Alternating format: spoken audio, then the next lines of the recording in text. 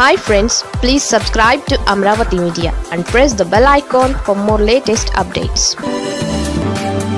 చంద్రబాబు, రేవంత్ రెడ్డి, జగన్, కేటీఆర్ పార్టీలు వేరైనా ఆత్మలు ఒక్కటే.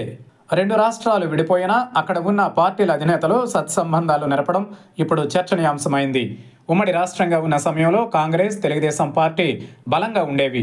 అయితే రాష్ట్ర విభజన తరువాత తెలంగాణ కాంగ్రెస్ పుంజుకున్నా ఏపీలో మాత్రం అది జీరో లెవెల్కు చేరుకుంది. ఇక తెలంగాణలో బీజేపీ బలంగా కనిపిస్తున్నా ఏపీలో మాత్రం సింగిల్ డిజిట్కే పరిమితమైంది. తెలంగాణలో రెండు జాతీయ పార్టీలు బలంగా ఉన్నాయి. బీఆర్ఎస్ కూడా 10 ఏళ్ల పాటు రాష్ట్రాన్ని ఏలింది. ఇక ఆంధ్రప్రదేశ్లో తమిళనాడు తరహాలో జాతీయ పార్టీలకు ఇక్కడ అవకాశం కనిపించడం లేదు. ఇక్కడ టీడీపీ, జనసేన, వైసీపీ వంటి ప్రాంతీయ పార్టీలే బలంగా ఉన్నాయి. అయితే విచిత్రం ఏంటంటే ఏపీలో బీజేపీకి, తెలుగుదేశం పార్టీకి పొత్తు ఉంది. కేంద్ర రాష్ట్రంలో అధికారాన్ని రెండు పార్టీలు పంచుకున్నాయి. కానీ టీడీపీ అధినేత చంద్రబాబు నాయుడు, తెలంగాణ ముఖ్యమంత్రి రేవంత్ రెడ్డి ఇద్దరు సన్నిహితంగా ఉండడం కొంత రాజకీయంగా చర్చనీయాంశంగా మారింది. రేవంత్ రెడ్డి టీడీపీ నుంచి రావడంతో ఆయన పార్టీ అధినేత చంద్రబాబుతో నేటికీ సత్సంబంధాలు నెరపుతున్నారు. ఇద్దరు ఇటీవల కాలంలో పలుమార్లు కలిసి ముచ్చటించుకున్నారు. తెలంగాణలో టీడీపీ ఓటు బ్యాంక్ కాంగ్రెస్ పక్కన నిలబడుతుంది.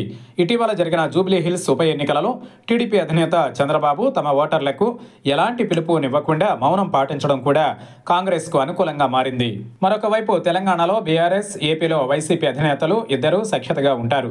గతంలోనూ 2019 ఎన్నికల తరువాత జగన్ ప్రమాణ స్వీకారానికి కేసీఆర్ హాజరయ్యారు. అలాగే బీఆర్ఎస్తో జగన్ సఖ్యతగా ఉంటున్నారు.